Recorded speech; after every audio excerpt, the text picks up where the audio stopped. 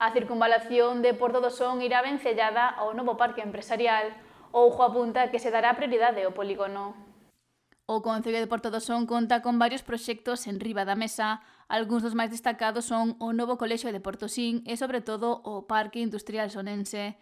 A estes súmase a circunvalación, iniciativa que o goberno local quere que sexa unha realidade nos vindeiros anos. Pero a circunvalación ben vinculada e ben relacionada tamén co desarrollo do parque empresarial. Vale? Aí está. O que pasa é que vamos a facer as cousas por prioridades. A prioridade é o parque empresarial e a continuación é a circunvalación de Portosín. A circunvalación de Portosín era moito diñeiro, moita inversión, e tamén hai que justificala.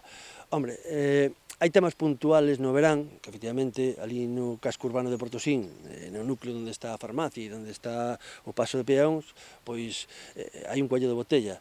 Situación que recorda que se produce en momentos moi puntuais.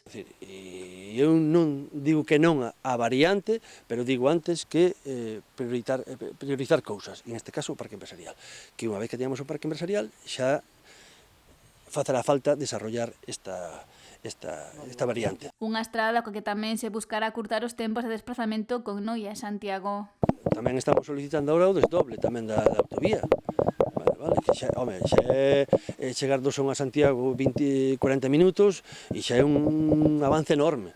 Agora estuveron facendo os estudios e ademais creo que a Xunta de Galicia está desarrollando o proxecto do desdoble da autovía, que creo que dá o ratio de vehículos que transitan Noia-Santiago, Santiago-Noia, e bueno, pois están agora co desdoble. Pois perfecto, o desdoble da autovía e perfecto, se é necesaria, a variante de Portosín. Oujo recordou que o Concello de Porto do Son está a traballar para crear os primeiros 70.000 metros cadrados do polígono industrial para poñer a disposición das empresas que xa demandaron este espazo.